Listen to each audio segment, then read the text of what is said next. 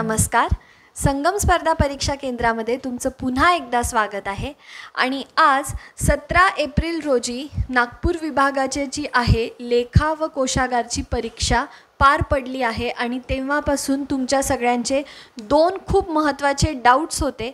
त्यामधला सगळ्यात महत्त्वाचा डाऊट, सगळ्यात इम्पॉर्टंट म्हणजे मॅम नेगेटिव्ह मार्किंग होती का? तर बऱ्याच विद्यार्थ्यांनी आपल्या ग्रुपवरती पण आणि त्यांच्या अभ्यासाचा जो ग्रुप आहे अभ्यासिका आहे तिथे येऊन सांगितलं की निगेटिव्ह मार्किंग होती आणि सगळ्या विद्यार्थ्यांना वाटलं की खरंच निगेटिव्ह मार्किंग होती की काय, परंतु निगेटिव्ह मार्किंग नव्हती एक्झाममध्ये. म्हणून तुम्ही आता 19 तारखेला जे विद्यार्थी जातील, 21 तारखेला जे छत्रपती संभाजीनगरची परीक्षा द्यायला जातील, पुणे सगळ्या विभागाचे विद्यार्थी प्लीज लक्षात ठेवा की सगळेच्या सगळे क्वेश्चन तुम्हाला येत असो किंवा नाही येत असो, तुम्ही प्लीज सगळे क्वेश्चन्स सोडवा. आणि का बरं? कारण निगेटिव्ह मार्किंग नाही आहे तर आपल्याला मार्क्स मिळण्याची शक्यता आहे आणि जरी चुकला तरी आपल्याला कुठेच नुकसान नाही आहे. म्हणून प्लीज निगेटिव्ह मार्किंग नाही आहे हे लक्षात ठेवा. कोणी सांगत असेल तरी तुम्ही हा व्हिडिओ बघितल्यानंतर क्लिअर होऊन जा की निगेटिव्ह मार्किंग नाही आहे. एक मुद्दा झाला आपला क्लिअर. आता दुसरा मुद्दा होता की मॅम क्वेश्चन्स काय आले एक्झाममध्ये ते थोडंसं सांगा. ठीक आहे, तर मला माहिती आहे की तुम्हाला एकदा जर कळालं की क्वेश्चन्स काय आले होते त्यानुसार तुम्ही अभ्यास कराल आणि त्यासाठीच तुम्ही क्वेश्चन विचारत आहात. परंतु जे विद्यार्थी असं समजत आहे की मला क्वेश्चन्स कळले तर माझ्यासाठी उद्याच्या एक्झाममध्ये पण हेच क्वेश्चन रिपीट होतील, तर प्लीज प्लीज तसं समजू नका. क्वेश्चन्स लेखा कोशागारमध्ये तरी रिपीट होणार नाही. ठीक आहे, तर तुम्हाला मी क्वेश्चन्स न सांगता, क्वेश्चन्स जे काही आहे जे मला विद्यार्थ्यांनी सांगितले ते मी सांगेल, परंतु टॉपिक महत्त्वाचे आहे. क्वेश्चन्स पण तुम्हाला सांगते मी, पण तुम्ही लक्षात घ्या की आपल्याला जे क्वेश्चन आले होते त्यांचं ॲनालिसिस महत्त्वाचं आहे की जर बाबा हा क्वेश्चन आला होता तर आता मला उद्या कोणता क्वेश्चन याच्या आधारावरती येऊ शकतो. ठीक आहे, तर आपण एक ॲनालिटिकल डिस्कशन ठेवूया आणि बघूया. मी विषयानुसार विभागणी केलेली आहे की भूगोलात कोणते क्वेश्चन आले होते, इतिहास, राज्यशास्त्र वगैरे असं आपण विषयानुसार याची मांडणी केली आहे. म्हणजे तुम्हालाही कळेल की कोणत्या विषयातून कसे क्वेश्चन्स आले होते. सगळे एकत्रित असले तर आपल्याला जरा ॲनालिसिस करायला अवघड जातं आणि नीट ॲनालिसिस होत नाही. सगळ्यात पहिला क्वेश्चन जो आला होता तो 10 डिग्री चॅनलवरती आला होता. आता क्वेश्चन काय होता की 10 डिग्री चॅनल जे आहे ते खालीलपैकी कोणत्या कोणत्या बेटांना वेगळं करतं. ठीक आहे, हा झाला मी तुम्हाला क्वेश्चन सांगितला. पण आता याचा ॲनालिटिकल पार्ट जो आहे तो मी तुम्हाला सांगते की तुम्ही काय अभ्यास करून जायचं. हा क्वेश्चन जर आपण बघितला तर आपण याला प्रेरित होऊन काय अभ्यास करून जायचं आपल्या परीक्षेसाठी. तर तुम्ही प्लीज 8 डिग्री चॅनल करून जा, 9 डिग्री चॅनल करून जा आणि एक खूप महत्त्वाचं म्हणजे क्राक कॅनल कुठे आहे ते मला कॉमेंटमध्ये सांगा आणि क्राक कॅनलचं पण लोकेशन बघून जा. ठीक आहे, तर 10 डिग्री हे जे चॅनल्स मी तुम्हाला सांगितले. ठीक आहे, तर जो आपल्याला क्वेश्चन आला होता तो आला होता ह्या 10 डिग्री चॅनलवरती. ठीक आहे, तर 10 डिग्री चॅनल जे आहे ते अंदमान आणि निकोबार या बेटांना वेगवेगळं करतं. मी तुम्हाला म्हणते की तुम्ही 9 डिग्री चॅनलचा अभ्यास करून जा जे लक्षद्वीप या बेटांना मिनिकॉयपासनं वेगळं करतात. आणि दुसरं आहे 8 डिग्री चॅनल, ते मिनिकॉयला मालदीव्सपासनं वेगळं करतात. आता हे सांगायचं कारण म्हणजे मालदीव्स जे आहे ते मागच्या 6 महिन्यांमध्ये चालू घडामोडीमध्ये होतं, करंट अफेअर्समध्ये होतं. त्यामुळे तुम्हाला हे जे चॅनल्स आहेत ते पाठ करून जायचे आहेत. इथे तुम्ही आत्ता परीक्षेच्या 2 दिवस आधीच आपण हे बघत आहे, तर तुमची जर पिक्टोग्राफिक मेमरी चांगली असेल तर तुम्ही प्लीज हे लक्षात ठेवा. ठीक आहे, पुढे जो जॉग्रफीमध्ये क्वेश्चन आला होता तो आपल्याला आला होता सिस्मिक झोन्सवरती. ठीक आहे, तर क्वेश्चन असा होता की 4 राज्य दिले होते आणि खालीलपैकी कोणते राज्य हे सिस्मिक झोन्समध्ये येतात. ठीक आहे, तर आता हा जो क्वेश्चन आहे तो डिझास्टर ह्या टॉपिकमधनं येतो. ठीक आहे, जर आज तुम्हाला सिस्मिक झोनचे राज्य विचारले आहेत तर तुम्हाला उद्या लँडस्लाईड्सचे राज्य विचारू शकतात. जर तुम्ही 6 महिन्यांच्या करंट अफेअर्सचा अभ्यास केला असेल तर तुम्हाला माहीत असेल की जोशीमठ न्यूजमध्ये होतं. ठीक आहे, ते कशासाठी होतं? तर लँडस्लाईड्ससाठीच होतं. त्यामुळे तुम्ही सिस्मिक झोन चा अभ्यास, म्हणजे आता हा क्वेश्चन आला आहे तर तुम्ही लँडस्लाईड्सचा अभ्यास करा. परंतु सिस्मिक झोनवर क्वेश्चन आला आहे तर आपण त्याचा पण अभ्यास करायला पाहिजे. ठीक आहे, तर तुम्ही आज प्लीज पाठ करा की 5 जे असतात सिस्मिक झोन ते कोणते कोणते आहेत, त्यामध्ये महाराष्ट्र कोणत्या झोनमध्ये येतं, सगळ्यात जास्त तीव्र जिथे भूकंपाचे हादसे बसतात ते राज्य कोणते आहेत, जे की उत्तरेकडील राज्य आहे. ठीक आहे, ज्याच्यामध्ये दिल्ली वगैरे येतं. तो अभ्यास तुम्ही एकदा करा, म्हणजे आपल्याला उद्या जर ह्या टॉपिकवरती क्वेश्चन आला तर आपल्याला ते 2 मार्क निश्चित आपल्या खात्यामध्ये जमा व्हायला पाहिजे. ठीक आहे, आता पुढचा क्वेश्चन आला होता गोदावरी नदीवरती. तर तुम्हाला आपण टेलिग्राम चॅनलवरती सांगितलं होतं की काही महत्त्वाच्या नद्या आहेत ज्या तुम्हाला करून जाव्याच लागतील. त्यामधली एक होती गोदावरी नदी. ठीक आहे, आता गोदावरी नदीवरती तिचा उगम कुठून झाला हा क्वेश्चन आला आहे, तर तुम्ही प्लीज पाठ करून जा. गोदावरी नदीच्या कोणत्या ट्रिब्युटरीज आहेत? ठीक आहे, दक्षिण गंगाईला म्हणतात,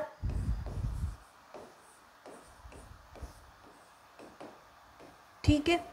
त्यानंतर महाराष्ट्रामध्ये जशी गोदावरी नदी ही अतिशय महत्त्वाची एक नदी आहे जिचा प्रत्येका विद्यार्थ्यांनी अभ्यास करायलाच पाहिजे, तशीच दुसरी नदी कोणती? म्हणजे कृष्णा, हिचा अभ्यास आपण करायला पाहिजे. ब्रह्मगिरी, महाबळेश्वर वगैरे इकडनं ही नदीचं उगम होतं, तो अभ्यास तुम्ही करून जा. ठीक आहे, पुढचा जो क्वेश्चन आपल्याला बघायला मिळाला तो पर्वतरांगांचा मिळाला होता. तर पर्वतरांगांमध्ये पण आता तुम्ही एक काम करा, उत्तरेपासून तर दक्षिणेपर्यंत पर्वतरांगा ज्या आहे त्या अशा क्रमानुसार लावा आणि पाठ करा. ठीक आहे, क्रोनॉलॉजीनुसार लावा.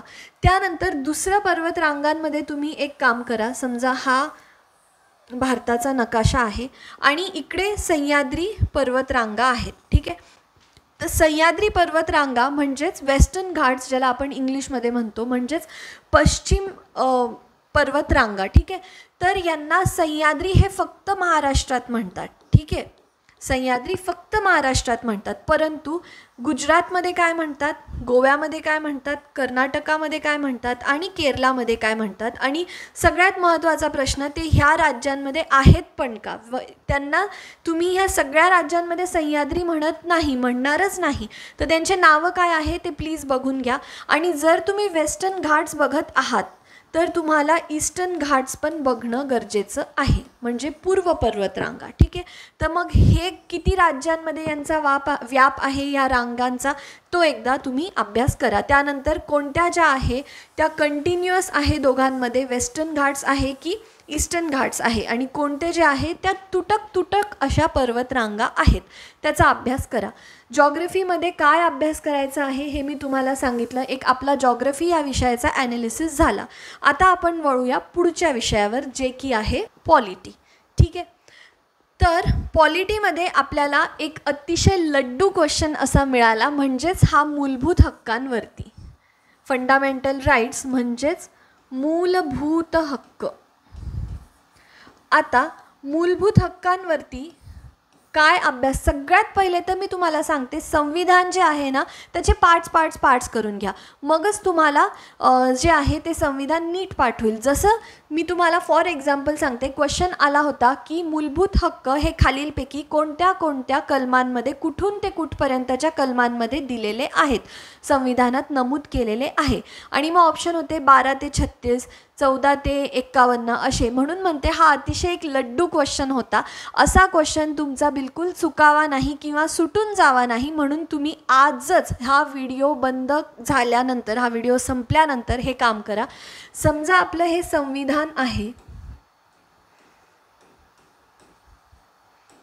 ठीक आहे, त्याला तुम्ही आहे ना, मी सांगते तशा पार्ट्समध्ये विभाजन करून घ्या त्याचं. ठीक आहे, सगळ्यात पहिले ना 1 ते 4 हे कलम कशासाठी आहेत हे, तर संघ राज्य व राज्यांचे क्षेत्रफळ. ठीक आहे, नाही जरी केलं तुम्ही तर मी सांगते त्याच्यावरती लक्ष द्या, मी लिहिते त्यासोबतच तुम्ही नोट करत चला, म्हणजे तुम्हाला लक्षात राहील.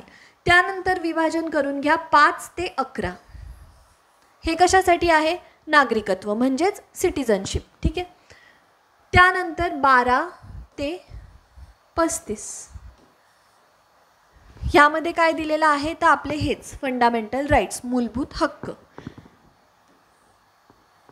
36 ते 51 यामध्ये आहे directive principles of state policy. ठीक आहे. आणि त्यानंतर 51A मूलभूत कर्तव्य. जर तुम्ही हा एक आराखडा पाठ केला तर तुमचा 100% राज्यशास्त्रातला जो कोणता क्वेश्चन येणार आहे तो ह्या कलमांच्या बाहेर, ह्या आर्टिकलच्या बाहेर येणारच नाही. आणि तुम्ही जर हे असं विभाजन केलं संविधानाचं तर तुम्हाला प्रत्येक क्वेश्चन सॉल्व्ह करता येईल. आता ह्यामध्ये पण सगळ्यात महत्त्वाचं म्हणजे तुम्ही मूलभूत हक्क जे आहे त्यांचं विभाजन करून घ्या. 12 आणि 13 यामध्ये राज्य म्हणजे काय असतं? इंग्लिशमध्ये स्टेट विथ कॅपिटल S.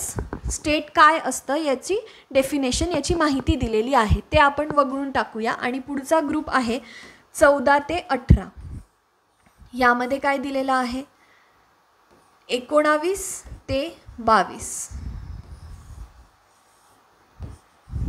23 आणि 24, 25 ते 28, 29, 30. 31वा जो होता तो राईट टू प्रॉपर्टीचा होता, जो की आता या मूलभूत हक्कांमधनं काढून एक लीगल राईट केलेला आहे आणि त्याची जागा बदलण्यात आलेली आहे. आणि लास्टला आहे 32. ठीक आहे. तर आता तुम्ही मला कॉमेंटमध्ये सांगा 14 ते 18 कशासाठी आहे, 19 ते 22 कशासाठी आहे, 23 ते 24 शोषणच्या विरोधी आहे, मी तुम्हाला सांगते. 25 ते 28 धर्मस्वातंत्र्याबद्दल आहे. 29 आणि 30 जे आहे ते शैक्षणिक आणि सांस्कृतिक याच्यासाठी आहे. आणि 32 जे आहे, जर सरकारने आपल्याकडनं आपले मूलभूत हक्क जे आहे ते जर आपले गेले असतील तर आपण उच्च न्यायालयामध्ये जाऊन कशी त्याची तरतूद करू शकतो, की आपण कसे ते वापस पुन्हा मिळवू शकतो. तर तुम्ही प्लीज मी सांगितलं त्याप्रमाणे कॉन्स्टिट्यूशनला जे आहे, संविधानाला जे आहे ते पाठ करा. पुढे आपण पटकन वळूया. इलेक्शन कमिशनचं इस्टॅब्लिशमेंट म्हणजे निर्वाचन आयोगाची नियुक्ती सगळ्यात पहिल्यांदा कोणत्या वर्षी झाली होती असा क्वेश्चन विचारण्यात आलेला आहे. आता चालू घडामोडींना प्रेरित होऊन हा क्वेश्चन विचारला आहे. का बरं? कारण की आत्ताच केंद्र शासनाने निर्वाचन आयोगाचं जे चेअरमन आहेत निर्वाचन आयोगाचे, त्यांची नियुक्ती कशी करायची यासाठी एक नवीन कायदा आणला आहे 2024मध्ये. आणि त्यामुळे हा एक खूप सोपा असा क्वेश्चन आला आहे. तुम्हाला त्या कायद्यामध्ये काय सांगितलं आहे, किंवा आधी सुप्रीम कोर्टाने केंद्राला सांगितलं होतं की तुम्ही अशी काही तरतूद करा आणि मग हे आणलेलं आहे. त्या आपल्याला डिबेटमध्ये त्या गोष्टीमध्ये पडायचं नाही आहे, कारण यांनी त्याच्यावरनं किती सोपा क्वेश्चन विचारला आहे की इलेक्शन कमिशन जे आहे ते कोणत्या वर्षी इस्टॅब्लिश झालं होतं. आता तुम्ही काय करा, जे निर्वाचन आयोग आहे ते सगळ्यात आधी किती मेंबर बॉडी होती? सगळ्यात आधी ती 1 मेंबर बॉडी होती. त्यानंतर ती पुन्हा मल्टी मेंबर झाली, हो ना, पुन्हा एकच मेंबर झाली. आणि आता कशी आहे? त्यानंतर चेअरमन जे आहे त्यांना निवडून देण्यासाठी जी समिती असते त्यामध्ये कोणते कोणते मेंबर असतात, कोणते कोणते लोक असतात, प्रधानमंत्री असतात का, राष्ट्रपती असतात का, आणि कोर्टाचे उच्च न्यायालयामधला कोणी एखादा मेंबर असतो का, याची तुम्ही एकदा माहिती घ्या. एवढा अभ्यास करा, याच्यातूनच क्वेश्चन येईल. पुढचा क्वेश्चन होता जो की पार्लिमेंटवरती होता. त्यामध्ये होतं की परमनंट आणि ॲडहॉक कमिटीज. पण क्वेश्चन असा होता की खालीलपैकी कोणत्या कमिटीज ज्या आहेत त्या परमनंट आहेत. म्हणजेच आपल्या लोकसभेमध्ये 2 प्रकारच्या कमिटीज असतात, समिती आपण त्यांना म्हणतो. एक असते स्थायिक आणि एक असते ॲडहॉक. स्थायिक जी असते ती 12ही महिने बसलेली असते तिथे, पण ॲडहॉक जी असते ती नवीन नवीन जसा विषय आला त्या विषयासाठी बसवली जाते. ठीक आहे. तर त्यांनी विचारलं होतं की कोणती कमिटी ही स्थायिक कमिटी आहे. आता स्थायिक कमिटीमध्ये पण काही महत्त्वाच्या आहेत, जसं की एक एस्टिमेट कमिटी आहे. हो ना. तर तुम्ही प्लीज बघून जा ह्याच्यामध्ये मेंबर किती असतात, किती लोकांची ही कमिटी आहे. पब्लिक अकाउंट कमिटी जी असते, जिला आपण पॅक म्हणतो, त्यामध्ये किती मेंबर आहे. आणि या सगळ्या स्थायी समित्या ज्या आहेत त्यामध्ये सगळ्यात जास्त मेंबर कोणत्या समितीमध्ये असतात त्याचा तुम्ही एक आढावा घ्या आणि त्याच्यातूनच क्वेश्चन येईल. त्याबाहेर कोणताच क्वेश्चन येणार नाही. जे मी स्टार्टिंगला तुम्हाला सांगितलं संविधानाला कसं डिस्ट्रीब्यूट करायचं तो एकदा अभ्यास करा. क्वेश्चन त्याच्यातूनच येईल आणि हे जे मी सांगितलं डिस्कस केलं त्याच्यातूनच येईल. ठीक आहे. पुढे जे आहे आपल्याला इतिहास, ठीक आहे, हिस्ट्रीमधनं क्वेश्चन्स बघायला मिळाले. हिस्ट्रीमध्ये होतं की सायमन कमिशन जे आहे, सायमन कमिशन जेव्हा भारतात आलं तेव्हा चळवळीनुसार कोणाचा मृत्यू झाला, त्या चळवळीमध्ये कोणाचा मृत्यू झाला. ठीक आहे. दुसरा क्वेश्चन होता 1857चा उठाव. तर जे आपण लेखाकोशागारसाठी एक मोफत मार्गदर्शन, फ्री मेंटॉरशिप जी आणली होती, त्यामध्ये जे विद्यार्थी आपल्याशी कनेक्ट झाले होते त्यांना आपण इतिहासाच्या टाईमलाईनचा अभ्यास दिला होता. जर तुम्ही कोणी असाल तर तुम्हाला लक्षात येईल की आपण टाईमलाईनचा तुम्हाला सरांनी अभ्यास करायला लावला होता. त्यामध्ये सगळ्यात आधी तुम्हाला कंपनीच्या वेळेस कोणते कायदे होते ते पाठ करायला लावले होते आणि सगळे नाही, कोणते महत्त्वाचे होते ते सांगितलं होतं. त्यानंतर जेव्हा राणी आली 1857 नंतर, तेव्हापासूनचे जे ब्रिटिश पार्लिमेंटनी मांडलेले जे कायदे होते त्यांचा अभ्यास करायला लावला होता. आणि त्यामध्येच एक टॉपिक होता 1857चा उठाव आणि कोणी कुठून हेड केलं होतं, तात्या टोपे कुठून होते, झाशीची राणी कुठून होती वगैरे, ह्या गोष्टी तुम्हाला करायला लावल्या होत्या. त्यानंतर जर आता तुम्हाला पुढे जर मला सांगायचं आहे तर तुम्ही प्लीज पाठ करून जा 1905ची बंगालची फाळणी. ठीक आहे. त्यामध्ये कोण गव्हर्नर होता त्यावेळेस, तर तो होता कर्जन. आणि ही फाळणीची जशी घोषणा झाली त्यानंतर इंडियन नॅशनल काँग्रेसचं काय रिॲक्शन होतं. ठीक आहे. त्यानंतर हा सायमन कमिशन कधी आलं, त्याचं वर्ष का आलं आणि सायमन कमिशन आल्यानंतर पुन्हा काँग्रेसची त्याच्यावरती काय प्रतिक्रिया होती.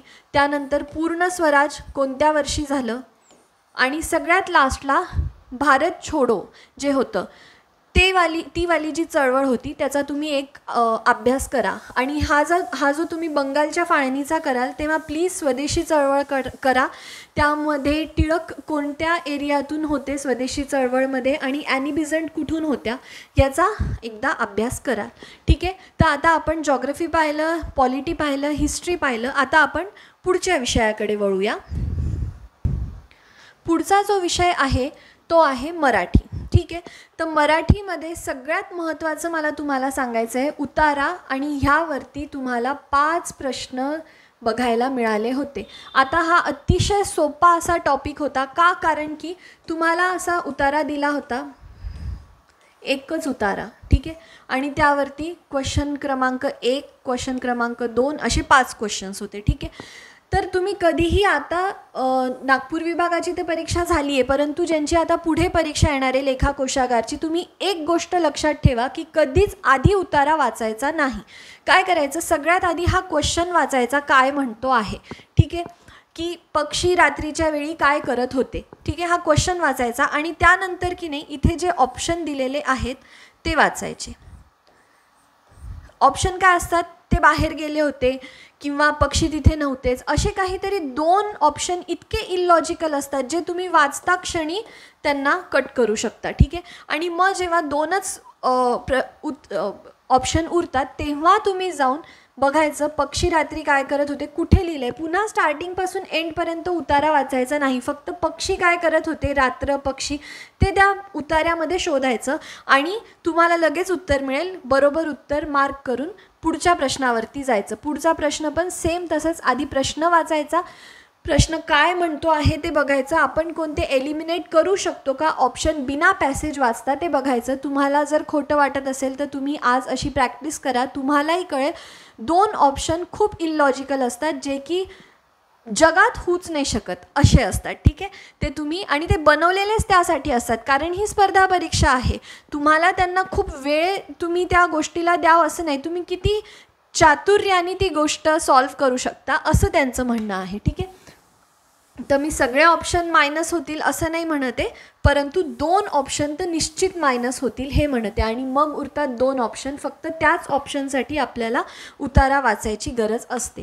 त्यानंतर समानार्थी विरुद्धार्थीवरती क्वेश्चन्स आले होते. आपण टेलिग्राम चॅनलवरती आपल्या समानार्थी आणि विरुद्धार्थीची लिस्टच दिली होती. आणि आज जेव्हा विद्यार्थी म्हणत आहेत की मॅम त्या लिस्टमधनंच क्वेश्चन्स आले होते, तर खूप छान वाटतं. आणि दुसरे मी बघत आहे लोक म्हणतात की आमच्या ह्या नोट्समधनं आलं, आमच्या त्या. तसं मला म्हणायचं नाही आहे की आमच्या नोट्समधनंच आलं. मला तुम्हाला फक्त एवढं म्हणायचं आहे की जे मार्केटमध्ये 10 सोर्सेस होते त्यांना आपण एकत्र करून प्रत्येका सोर्समधला एकही पॉईंट न वगळता आपण आपले नोट्स बनवलेले आहे. आता जर एक विद्यार्थी असतो तो निश्चित एकच पुस्तक वाचू शकतो आणि खूप झालं तर दुसऱ्या पुस्तकापर्यंत तो जाईल.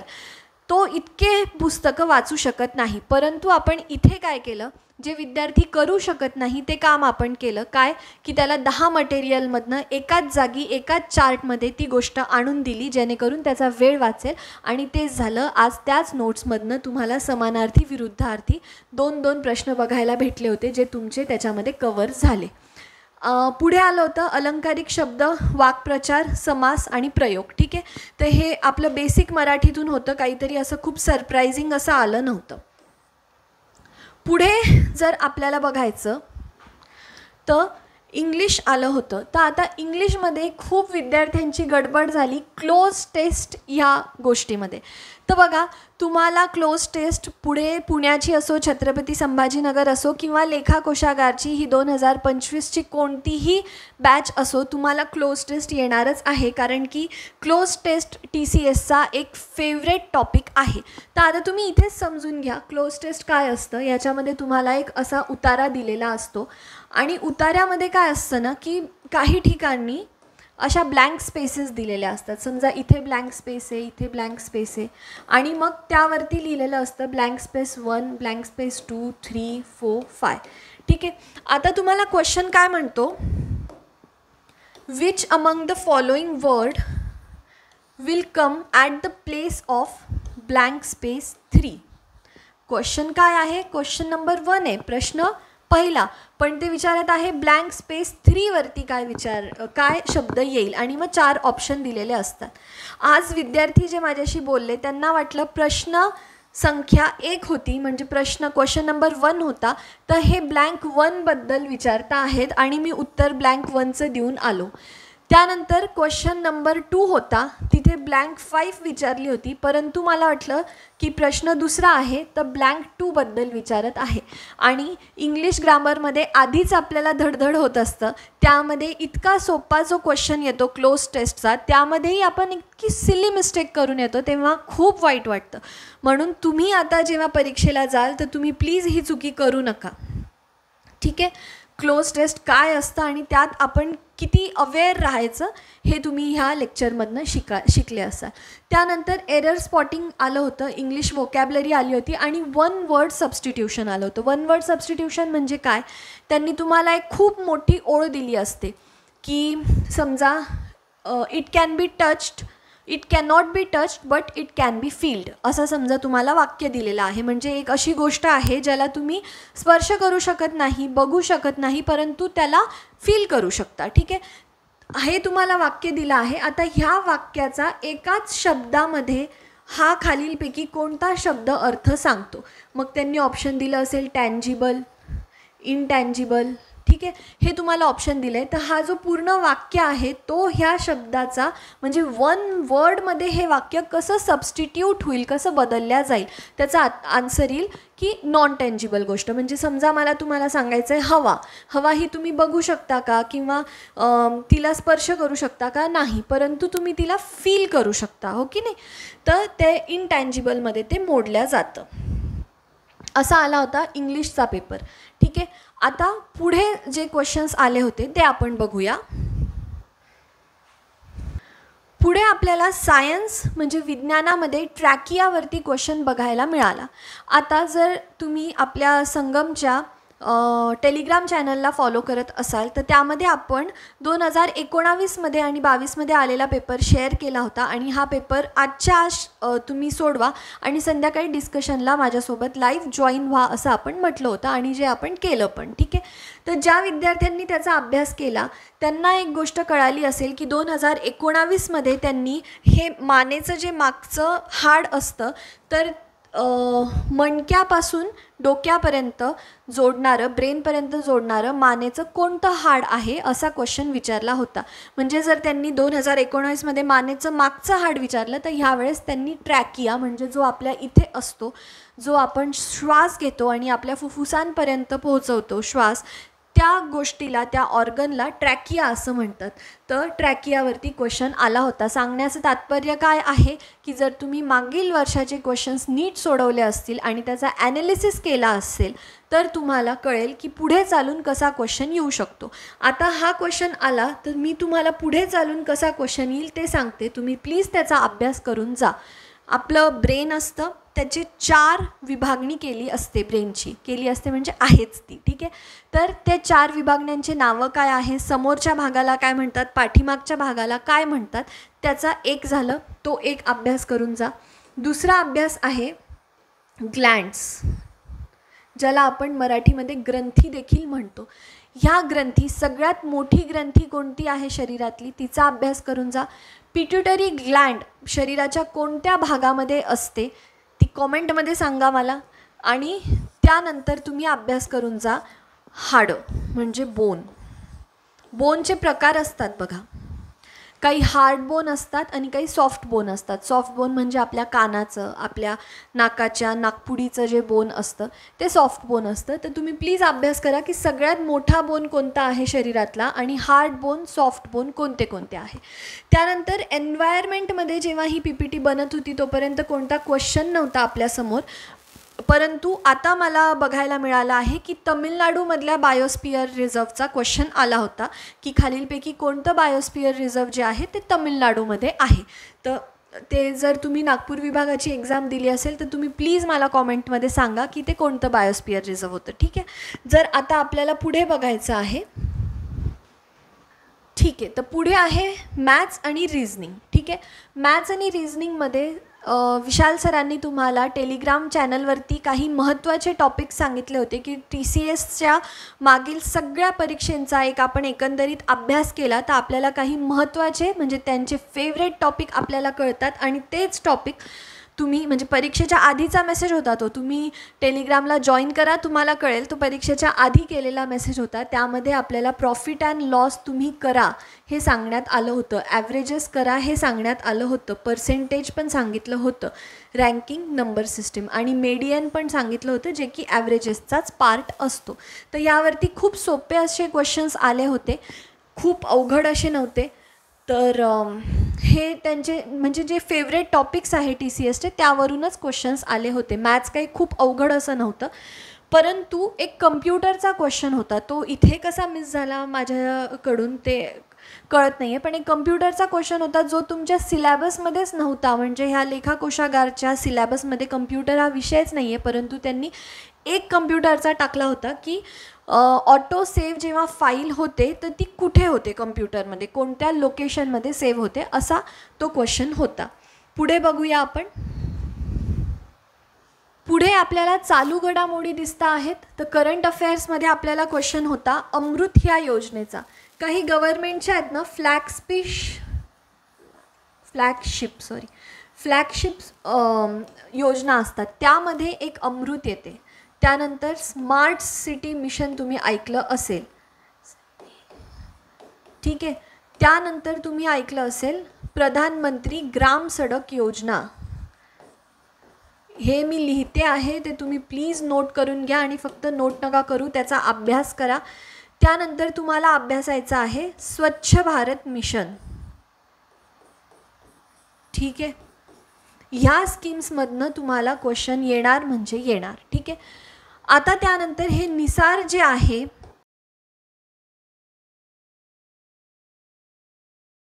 ते इस्रो आणि नासाचं जे मिशन आहे त्यावरती क्वेश्चन आला होता. तर मी तुम्हाला इथे दाखवते, लाईव्ह दाखवते मी तुम्हाला की हे लेक्चर उद्या मी तुम्हाला दाखवते की आपण टेलिग्रामवरती रिमोट सेन्सिंगच्या नोट्स टाकल्या होत्या. तुमच्यापैकी बरेच विद्यार्थी म्हणत होते की रिमोट सेन्सिंग कुठून करू, त्यामुळे आपण रिमोट सेन्सिंगचे नोट्स टाकले होते आणि त्याच्यामध्ये आपण सरळ लिहिलं होतं की ह्या नोट्सच्या बाहेर एकही क्वेश्चन येणार नाही आणि त्याचमध्ये निसार पण लिहिलेलं होतं. तर आता ते नोट्स तुम्ही आत्तापर्यंत वाचले नसतील तर काय 2 पानांचे ते नोट्स असतील, तुम्ही ते वाचा. त्यामध्ये गगन जे नवीन मिशन आहे, आदित्य आहे वगैरे, ह्या सगळ्या गोष्टी आणि रिमोट सेन्सिंग ते पायाभूतपासून आपण त्याच्यामध्ये घेतलं आहे. त्याच्या बाहेर निश्चितच क्वेश्चन येणार नाही. तुम्ही नागपूर विभागासहित अजून दुसऱ्या म्हणजे अजून दुसऱ्या विभागाचा फॉर्म भरला असेल तर ते प्लीज वाचा. हा क्वेश्चन चुकला असेल तर पुढचे तरी क्वेश्चन्स तुमचे चुकणार नाही. पुढे आपण बघूया. एवढंच होतं. ठीक आहे, थँक्यू. आणि हे आपलं टेलिग्रामचं लिंक आहे, ही लिंक आहे आपली, याला तुम्ही जॉईन करा टेलिग्राम चॅनलला. आणि हा फोन नंबर आहे. तुम्हाला कधीही काहीही डाऊट असला, लेखा कोशागार असो किंवा ह्यानंतर तुमची पुढची परीक्षा असो, त्यामध्ये तुम्हाला डाऊट असला, अक्षरशः फॉर्म नाही भरता आला, ॲडमिट कार्ड तुम्ही तर पाहिलंच असेल की आपण ॲडमिट कार्ड देखील डाउनलोड करून दिले आहे, या कोणत्याही ॲकॅडमिक डाऊटसाठी तुम्ही ह्या नंबरवरती कॉल करा आणि तुम्हाला ॲकॅडमिक डाऊटसाठी 24 तास इथे मदत मिळेल आणि मोफत मेंटरशिप देखील मिळेल. ते मी तुम्हाला एक टेलिग्राम चॅनलवरती आपलं हे दाखवते. टेलिग्राम चॅनल आहे. आपण जर याच्यात गेलो, फाईल्समध्ये जर आपण गेलो, संविधानाची ऐतिहासिक पार्श्वभूमी होती याच्यामध्ये, हे एक तुम्ही वाचा कारण की याच्यामधनं हमखास एक क्वेश्चन येईल. परंतु हे रिमोट सेन्सिंग आहे जे मी सांगत होते, रिमोट सेन्सिंगमधनं निसार क्वेश्चन आला आहे. त्यानंतर ह्या चालू घडामोडी आहेत. ठीक आहे, चालू घडामोडी नाही आहे, हे युद्ध अभ्यास आहे. आणि मला आत्ताच लेक्चर घेताना जो आहे तो मेसेज आला आहे की युद्ध अभ्यासांमधनं आपल्या नोट्समधनं एक क्वेश्चन आलेला आहे. तर तुम्ही हे फक्त 1 पानांचं असं आहे. ठीक आहे, तर हे युद्ध अभ्यास जे आहे त्याचा अभ्यास करा. सगळ्यात आधी अमेरिकेचे कोणते युद्ध अभ्यास आहेत ते एक सोबत दिले आहेत आपण, त्यानंतर रशियाचं. आणि असं नाही की सगळे युद्ध अभ्यास आपण जितके पॉसिबल आहे, जितके वर्ल्डमध्ये प्रेझेंट आहेत मिलिटरी एक्सरसाइज, ते आपण लिहिले आहे नाही. अभ्यासाला अनुरूप अशाच इथे दिलेल्या आहेत. जपानचे 2 दिले आहे, ऑस्ट्रेलियाचे 2, बांगलादेश, आणि हे सगळे भारतासोबत कोणते लष्करी युद्ध आहे, मिलिटरी एक्सरसाइज आहेत, त्या आपण दिलेल्या आहे. तर हा फक्त 1 पेज आहे. तुम्ही हा प्लीज 1 पेज वाचा. तुम्हाला हमखास 1 ते 2 मार्क पडतील. आणि रिमोट सेन्सिंग 1 वाचा, त्यामधनं पण 2 मार्क तुम्हाला मिळतील. आणि ऐतिहासिक पार्श्वभूमी होती तेही वाचून घ्या. संगणकाचं जर मला सांगायचं तर आपलं संगणकाचं बुक आहे, परंतु तुम्ही आत्ता ते घ्या आणि वाचा. आता परीक्षा जवळ आली आहे. तुम्ही आत्तापर्यंत ज्यातूनही अभ्यास करत होते, ज्याही सोर्समधनं, त्याच सोर्समधनं अभ्यास करा. परंतु आपण काय केलं आहे, मटेरियल आणि नोट्स ह्यामध्ये खूप मोठा एक असा फरक असतो. तो आपल्या नोट्स तुम्ही जेव्हा घ्याल तेव्हा तुम्हाला कळेल की आपण कम्प्युटर जर आहे तर कम्प्युटरबद्दल खूप काही लिहिलं असतं. कम्प्युटर सगळ्यात आधी असं होतं, मग तसं झालं, स्टोरी टाईप लिहिलेलं असतं. आपल्याला त्याची काही एक आवश्यकता नाही आहे. आपल्याला सरळ काय पाहिजे आहे, Ctrl+B दाबलं तर काय होतं, Ctrl+Shift+Delete दाबलं तर काय होतं, म्हणजे फॉर्म्युले, नोट्स असे आपल्याला टॅब्युलर फॉर्मॅटमध्ये म्हणजे टेबल फॉर्मॅटमध्ये दिलं आहे, जे आपल्या परीक्षेला खूप खूप उपयोगी आहे. त्यातच एक आज आलेला क्वेश्चन होता की जेव्हा फाईल ऑटो सेव्ह होते तेव्हा ती कुठे होते, तो पण आपल्या बुकमधनं क्वेश्चन आलेला आहे. तर तुम्ही प्लीज ह्या सगळ्या गोष्टी करा आणि आपण भेटूया लवकरच पुढच्या लेक्चरमध्ये. तुम्ही ह्या टेलिग्राम चॅनलला जॉईन करा, या नंबरवरती कॉल करा आणि कधीही मोफत मेंटॉरशिप, मोफत मार्गदर्शनाचा उपयोग घ्या. ठीक आहे, भेटूया पुन्हा. Thank you so much.